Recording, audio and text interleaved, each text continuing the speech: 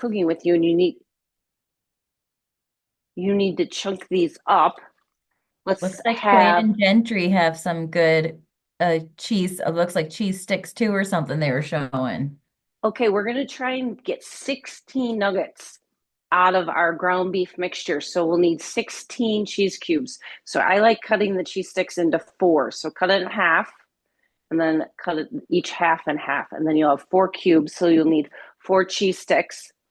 I'm gonna get right in here and get this mixed up.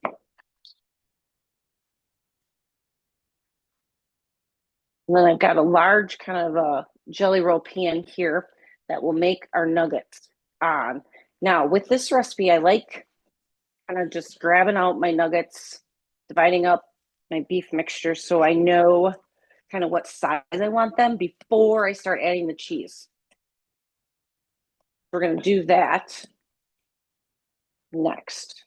So, okay, get that good and mixed up. I'm going to just line my jelly roll pan with a little foil just for ease of cleanup. And I'm going to spray it with a little spray. Okay. So then we'll get rocking on these. Get 16. You know, mine will probably be a little bit bigger because I used 1.3 pounds of ground beef. Now, also, the other kinds of ground beef I got here on display from my store, it sells a 96% lean, 4% fat. And then I have a 90% lean, 10% fat. So those are kind of the two leanest ground beefs. Okay, so I'm going to start while I'm talking. I'm going to make 16 of these nuggets. So you guys start kind of dividing up your beef. It's kind of like a large meatball size, but see how it goes. And you know what? If you don't get 16 out of your pound or out of your beef, that's okay.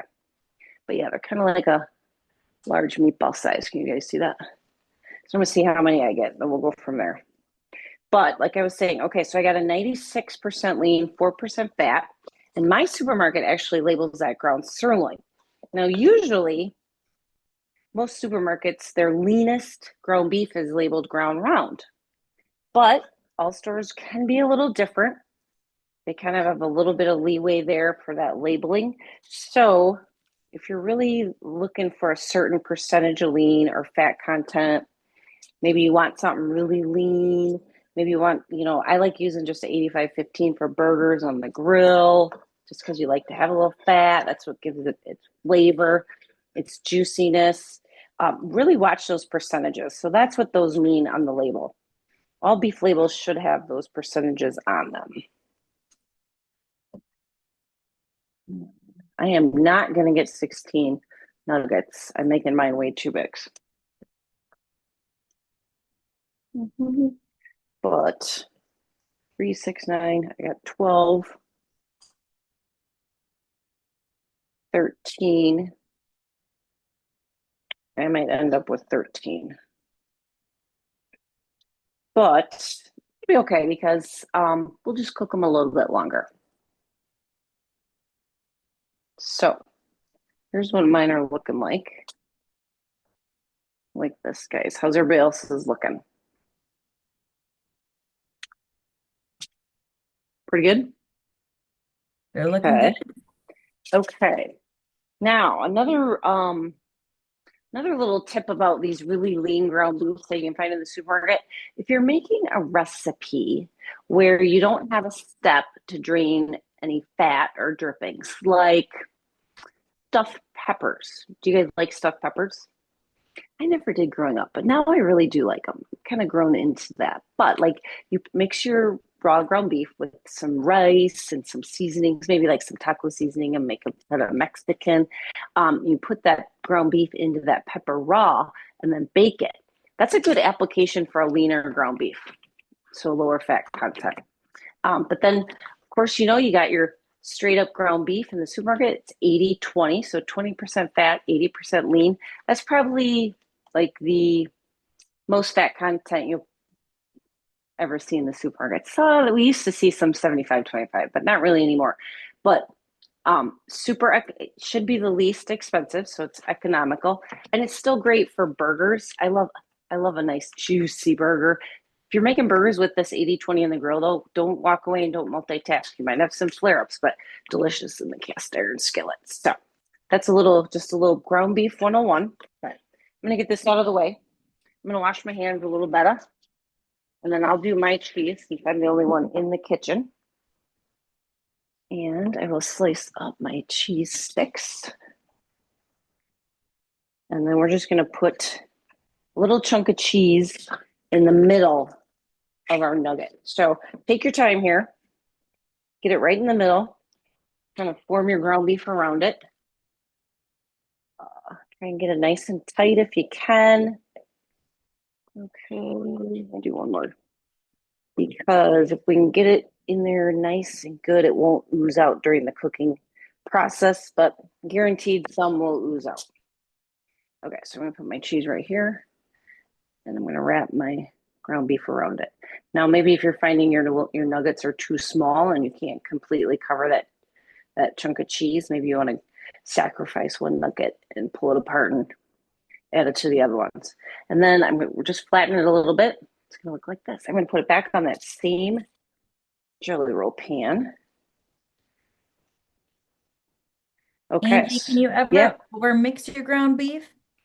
Yeah, you definitely can. We do have a nice saying, lightly mix but thoroughly, because if you do over mix your ground beef, maybe a little too aggressively, a little too violently, it can affect the texture of what you're cooking, like your meatloaf or even your burgers. So you kind of want to be thorough but gentle. I actually have some little burger Tupperwares, little patty makers that I love using because I travel so much to the TV stations. So I put my burgers in them and then they stack together. But they're nice too because they form the burger and you really don't have to work it much. You just patty it into there gently and then stack them on top of each other. And it is a great way to be thorough but gentle. So great question. Anything else you guys want to know about ground beef while we're making our nuggets? I'm gonna line up fit on my tray. And I'm going to drop some of our ground beef favorites into the chat here in case folks want to keep cooking with some different ground beef grinds after tonight. Great. And then Kaitlyn, do you want to share our All About Ground Beef page? Yes, ma'am. That should be in the chat. Oh, perfect. Yeah, I did it earlier when you were busy. But yes, so Okay, beefisgoodfordinner.com is our national website. Beeftips.com is the Wisconsin Beef Council website. So you'll be seeing quite a few different links dropped in this chat if folks are interested. perfect. Yes, we have a lot of ground beef recipes. A lot of variation, but ground beef is so versatile, so economical, so versatile, such a great food. High in protein, high in zinc, high in iron. On average, one serving of beef, which is 3 ounces cooked, 4 ounces raw, has about 25 grams of protein. So, if any of you kiddos out there in sports right now, winter sports, you know how important it is to have a lot of protein in your diet. Keep you satisfied, keep you fueled up, keep you moving. The Patterson boys want to know if everyone on the call knows where the ground beef comes from.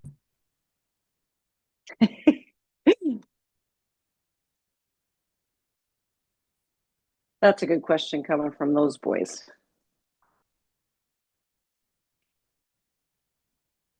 Okay. How's everybody doing? How are we looking? I'm on my last nugget. Try to keep them kind of uniform in shape so they cook about the same.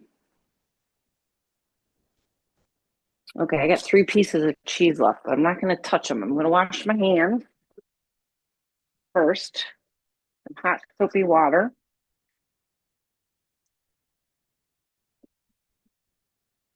Then we'll get ready for the next step. Okay, 3 extra cheese. So my next step, I've got 2 These are kind of like my glass microwave dishes for my leftovers that we take lunch in, but they're kind of a nice size to dip our nuggets in. So in one of the dishes, I'm going to crack a large egg, and I might just add a squirt of water. I know this recipe calls for one egg, but I feel like sometimes that's not enough. So we're going to start with one, but if we can't get all of our nuggets coated with one, we'll add another. Then in the second dish is going to be our Doritos. Yummy. So we're going to get these open. And I like crushing these just in a bag, be a little gallon bag. Kind of grab out a couple big handfuls. Feel like I never crush enough at the beginning. So I'm going to do three big handfuls.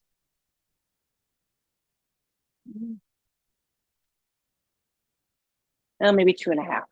Once we use these to dip our nuggets in, we're going to have to throw what's left over away. So maybe start with two big handfuls because we don't want to cross contaminate because we're going to put the raw beef nuggets dipped in the raw egg into the Doritos. So whatever we have left will have to go in the garbage. Don't nibble from them. Right, Kaitlyn? That's probably the hardest part of this recipe is not eating those leftover Doritos that got in contact with the egg whites. Right. Okay, I had to dig around, find my rolling pin. I'm not really a baker, but I found it. Bottom drawer. Doesn't get too much use. Or my daughter and my mom make pies, not me, but I do have a rolling pin for brushing up Doritos. So get these nice and crushed. If you don't have a rolling pin, you could probably just use your hands. And crush them in the bag or neat nail it maybe gently. Just don't poke a hole in your bag.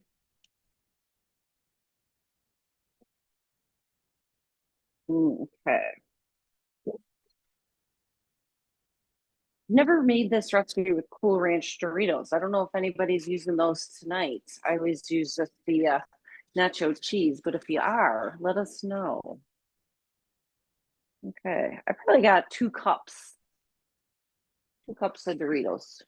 Dripped up. What did it call for? 2 cups. Well, we'll see how this goes. Okay. Well, maybe a little more than 2 cups. I'll save my bag in case I run out. Okay, so we got the Doritos. We got our egg wash. So, and we got our nuggets. So we're gonna take the nuggets, dip them in the egg, and then in the Dorito. Okay.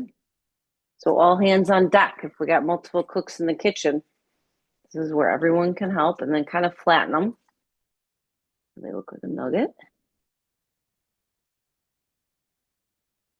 And then, yeah, if we get a little low on egg, we might have to we'll add in a second egg, but then our cost per serving is going to go up, those darn eggs right now.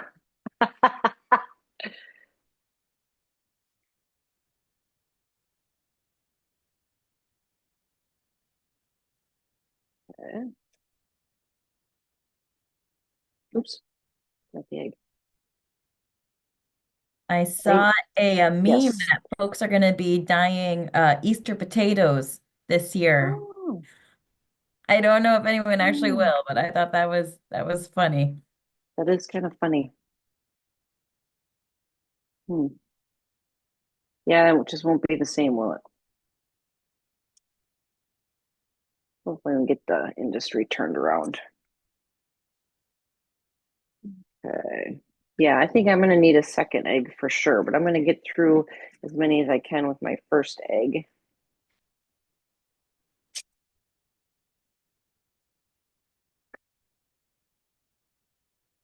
As you guys are cooking along, and we're Mhm. gonna give another reminder a little bit later, if there's anyone with a clean, free hand, snap a picture.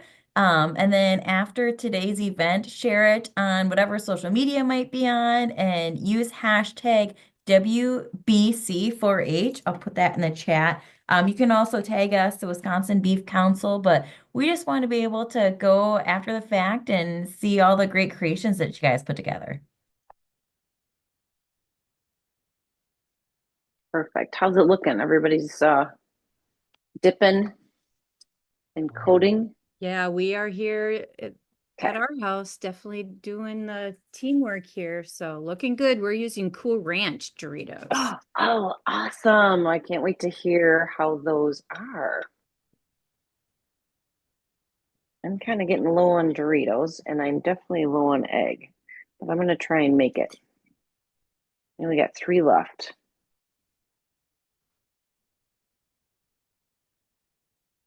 And honestly, I think if I run out of egg, I can probably skip it. It's just kind of a binder, a little extra binder to keep my Doritos on my nuggets. I think I'm going to make it. Be tight, but okay.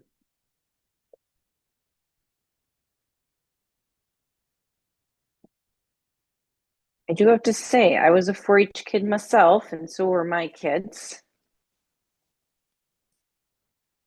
I don't know if you guys ever talk about who's got the funniest 4-H name. I was a wonder worker growing up, but my children were Jolly Beavers. So I don't know what everybody else is, but we like to laugh about the Jolly Beavers here in Reedsburg. We love them.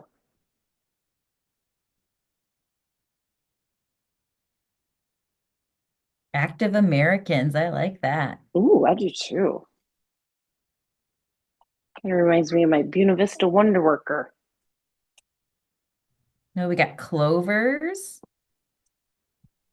Bernie says she grew up as a barber flyer in Minnesota. Oh, interesting. Okay.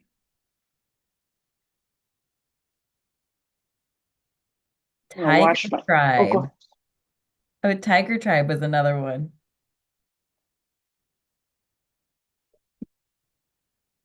My husband's 4-H was Delona Friendship. It's a nice one too. Okay. Now the recipe does say to spray the tops of them with some more cooking spray. Mine's getting a little low, but I think this will just help them crunch up in the oven. This is definitely a recipe you do not want to make ahead of time because the chips will get nice and soggy. So this is something you could mix up your ground beef and make your nuggets and cover your tray with some plastic wrap, pop it in the fridge if you did. We're in a time crunch and wanted to make it ahead, but I definitely wouldn't roll them in the Doritos right until you're ready to pop them in the oven so they stay a little crunchy. Okay, so I got mine sprayed. I'm gonna put these in my oven. I'm gonna set a timer for 15 minutes here. Um, and then we'll toss over to Kaitlyn, and she's got some really fun beef industry information to share with you guys. And then everybody can kind of catch up to get them in the oven and do a little cleanup. Awesome. So I'm going to go ahead and share my screen here. Okay, now let me see if I can get this to. Can everyone see that? I'm getting some head nods. All right. So, as Bernie said when she introduced us, we are part of the Wisconsin Beef Council. So, we are the beef checkoff program, and you guys sell your steers at the end of the fair. You may notice that a dollar comes out of that check. And so, 50 cents of that dollar goes to us or the Wisconsin Beef Council. We send another 50 cents on nationally. But regardless if it goes in state or nationally, we invest that money into education, outreach, promotions, and also research, because we know that research is really important for us to understand what our consumers are looking for. So the National Cattlemen's Beef Association, who's a contractor to the Beef Checkoff, conducted some consumer research to see where beef is standing. And a lot of consumers are still eating beef and chicken at least once a week. And you might see on this chart that about a quarter of these consumers say that they do eat some meat alternatives, But that doesn't mean that's all they're eating. They're using that just to add some variety to their diet. So they might, incorporate beans that are in the form of a patty one day, but turn around and have a beef burger or maybe a chicken breast the next day. And we see that too with the market share. Those beef substitutes are less than 1% of those market shares that are going out, and that might change. But right now, beef is still dominating in that market. And our consumers are saying that it's the best pleasurable eating experience when compared with other proteins. So if you guys are trying to follow along, that reddish maroon line at the top is beef. The yellow line represents chicken. And then we also have green for pork and kind of an orangish color for meat alternatives. And when our customers are thinking about their meal decisions, taste is actually the number one consideration, which isn't surprising, right? I know that's the first thing that I think of. What am I craving today? And what do I know is going to be a consistent taste? And then it's followed by budget and value for the money. And so that was a question from NCBA when they said choose the top three factors that you like to consider. A little bit further down, we get into some of those other factors, like whether or not the kids enjoy eating it, if it's nutritious. And we're pretty lucky because we know that beef is nutritious and that our kiddos enjoy eating it. So, what do our customers know about how beef is raised and grown and just about beef in general? So, this is from our consumer dashboard study. So, this is something that the Wisconsin Beef Council did compared to some national data. And we can see that our customers in Wisconsin, or at least a sample that we surveyed, said that about 50% were unknowledgeable about how cattle is raised for food in the United States. There's 30% that say that they somewhat know how it's done, and then there's about 20% that say that they are knowledgeable. And what's really important as well is how people think about how cattle are raised for food. And in Wisconsin, about 20% don't have a great feeling about how cattle are raised for food. About 40% are neutral. They don't really have an opinion one way or another. We call that our movable middle because that's a really great audience for us to share the message with, and kind of get them more over into that blue positive realm. But what's so interesting is there's a little bit higher negative perception of how beef cattle are raised and grown than we would like to see.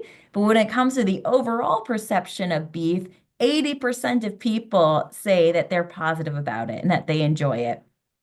So we're going back to some studies from the National Cattlemen's Beef Association. And so total across the nation, about a quarter of people claim that they know how cattle are raised. Now we know there's a difference between saying you know how it's raised and actually knowing how it's raised. But yet they're considering it when they're going to the grocery store. About 45% of our customers are saying that they're often thinking about how beef is raised and grown in the grocery store. About 30% says, no, I don't really think about it. And 27% say sometimes. And their top concerns are animal welfare, hormones and antibiotic use, and food safety, which makes sense, right? Just like us farmers, we want to make sure that our cattle have the highest quality care. We're also very strategic and responsible with our use of hormones and antibiotics and vaccines. And we also care about food safety because we're turning around and feeding that protein to our families too. So we can really resonate with our consumers about that. But how can we help them with those concerns? Here are some quick trust scales that we have. So, about 77% of consumers in Wisconsin say they believe that beef is safe to eat. 72% say they believe that beef is nutritious. We start to lose trust, though, a little bit when we're talking about cattle health. So, only 56% think that cattle health is a priority for us farmers. 20% of our customers don't think that we care about how our animals are raised and grown. They don't always believe that we're embracing innovation to help improve that quality, safety, and animal well-being. When we're looking at more cattle animal welfare facts, about half think that cattle are given room to roam. About 20% say, no, we don't trust that. And we look at the numbers for just humane treatment of animals. 50% say that they trust that our cattle are treated humanely. 30% say they're not sure. And 20% say they don't think that's the case. And what the really good news is when it comes to this, because there's a lot of positive, there's a little bit in that movable middle, and then there's a little bit higher negative than what we want to see, right? Well, our farmers and ranchers are considered the most credible sources of information. So that is my challenge to you. If you are raising cattle out there, or if you know someone who's raising cattle, please share your story.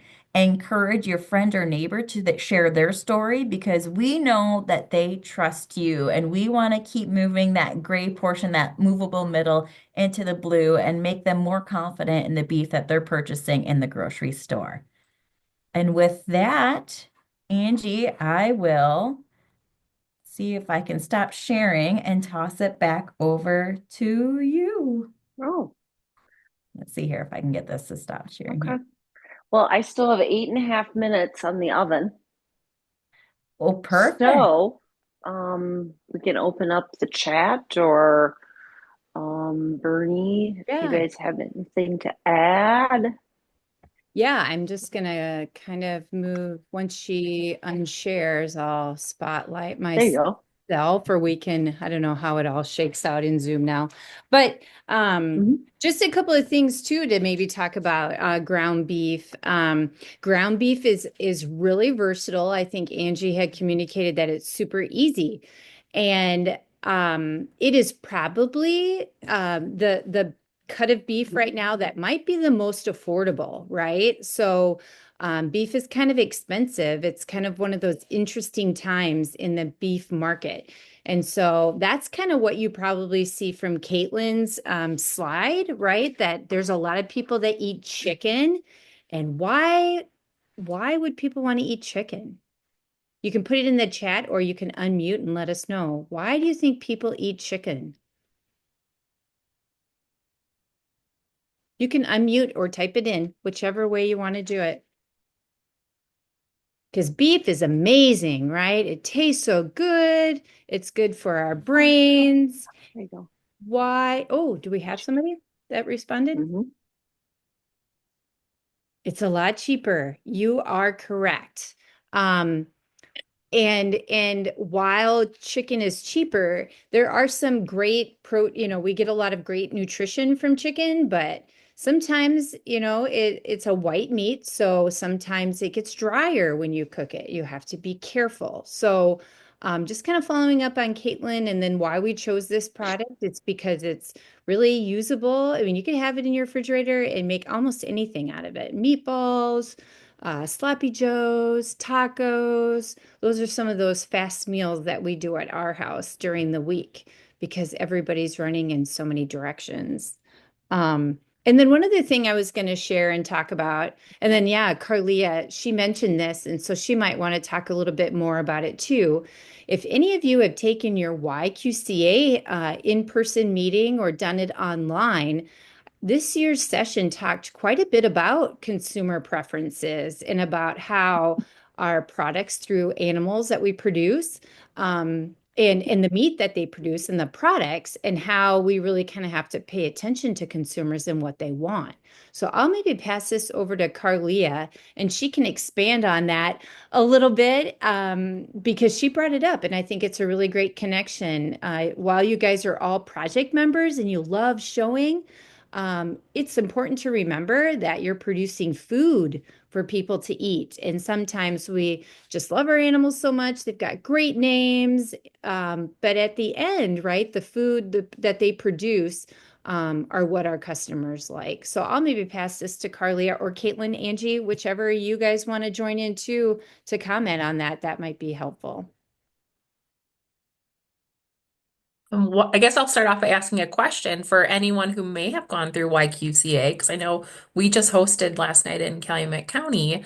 Does anyone remember why we might want to keep our producers in mind when raising our animals? You guys could unmute, or you can put it in the chat as well.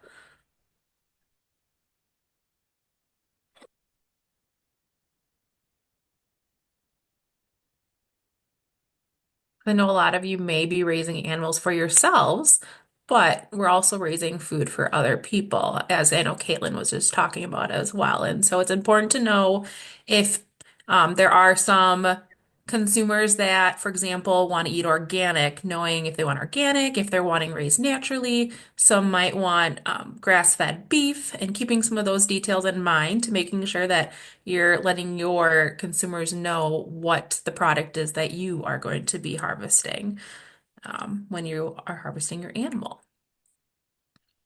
I'll let Kaitlyn and Angie add anything that they would like.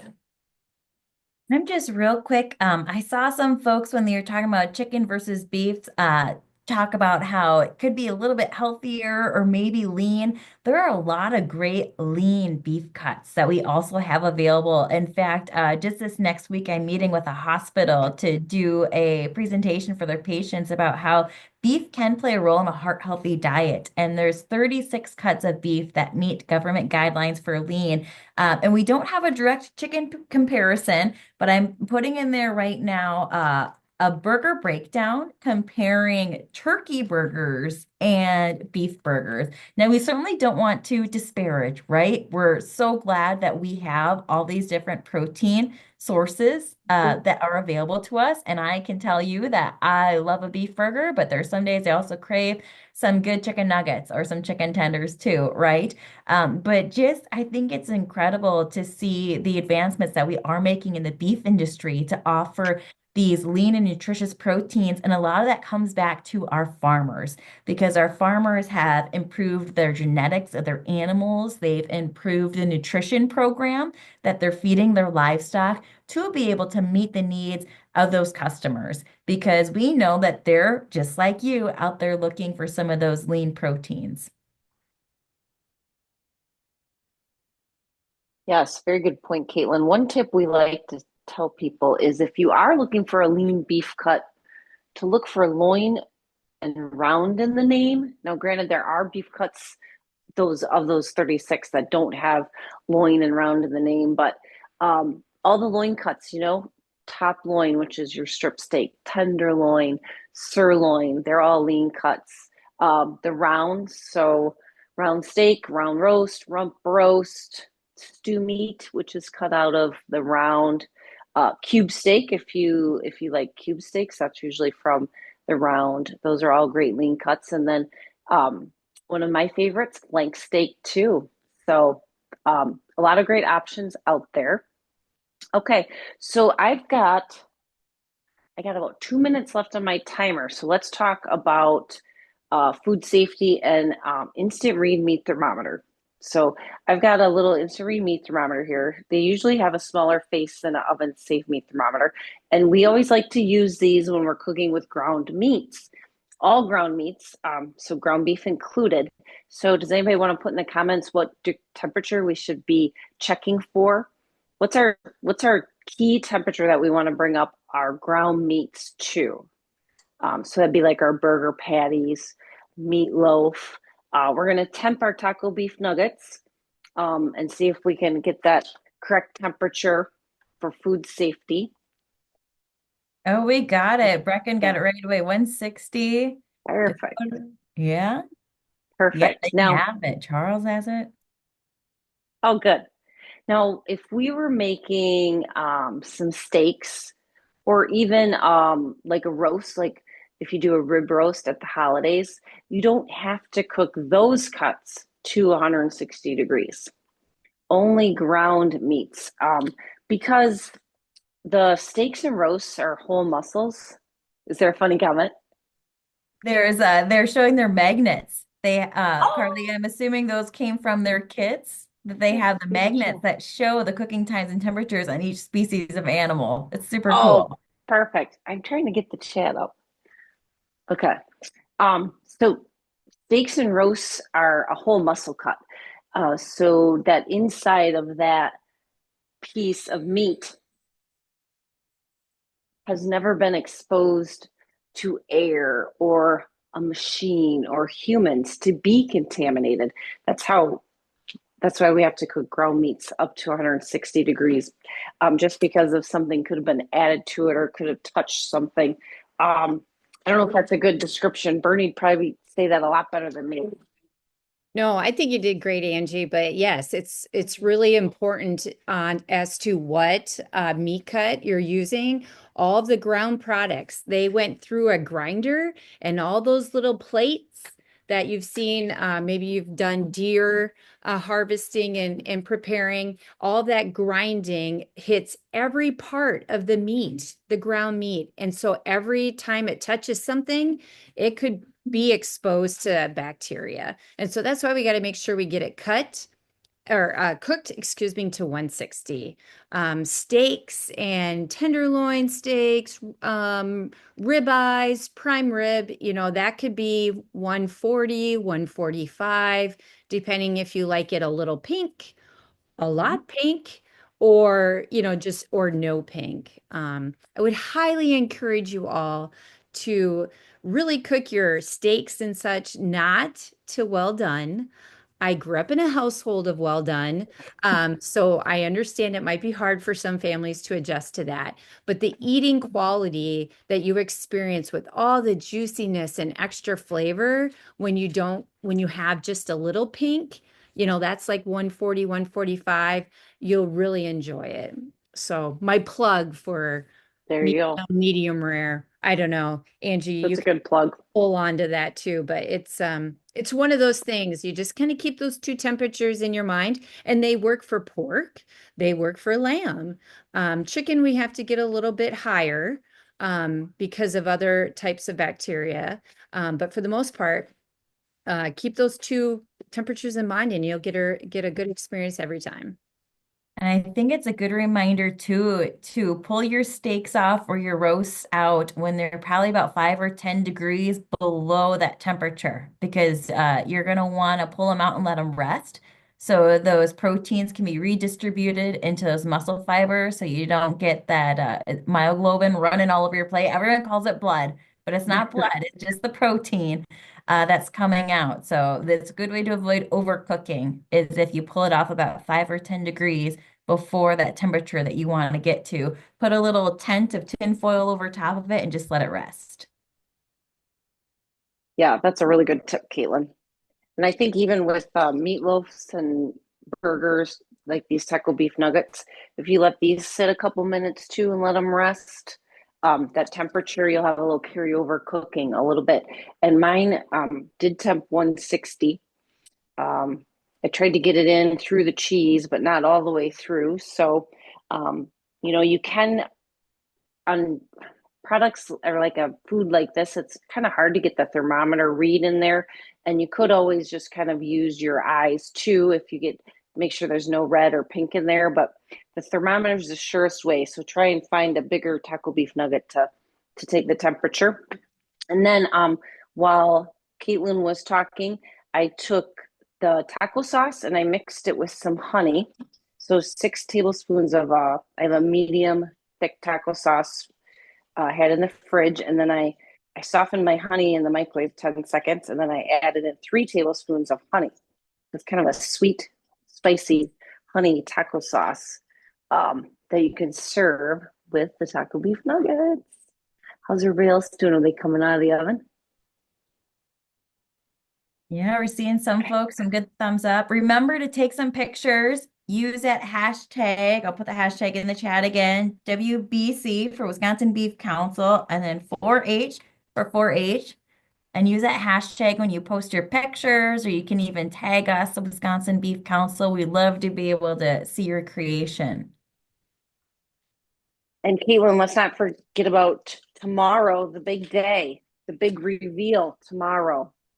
Yeah. So how many of you guys have a favorite place for going out to eat for a burger? Couple of you, hopefully all of you.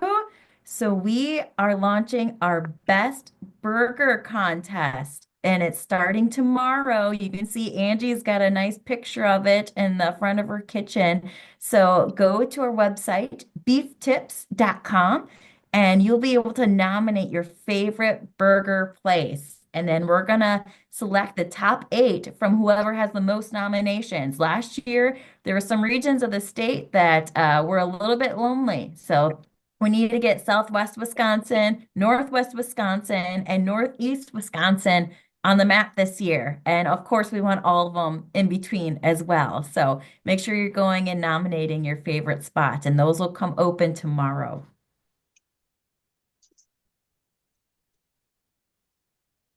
I did have a couple leakers. I lost a little bit of cheese, but not bad. Not bad. So this is what my finished taco beef nuggets look like with my Tejano dipping sauce. It looks great. Those And, look so good. oops. Do you want to try that again, Parker? They look so good. Oh, yeah, they do. Well, make them tomorrow night for supper. Did you make them tonight, Parker?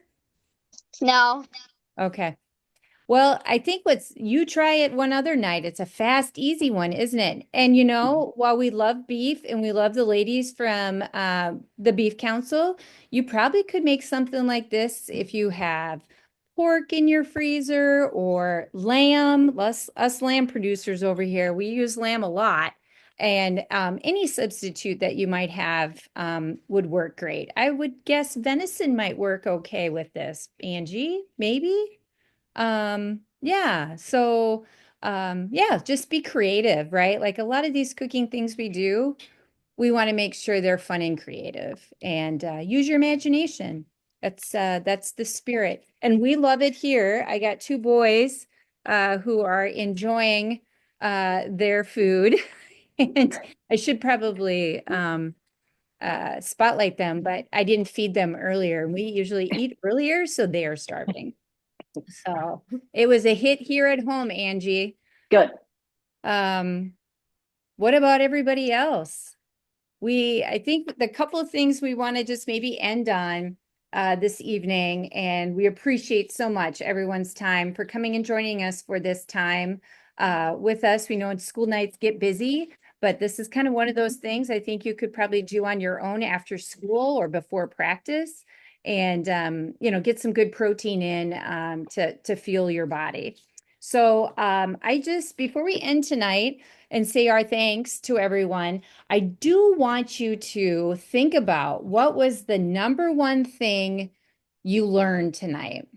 What was the number one thing you learned tonight? And I want you to think about it for a little bit, and you can type it into the chat, but don't hit enter. Don't hit enter. Just type it into the chat, and when I say enter, then we'll see everybody's answers. It'll be so much fun. So type in the chat, what was the number one thing you learned tonight? And then we'll hit enter and see what everybody has. So don't enter yet. Give you a few seconds to type it in.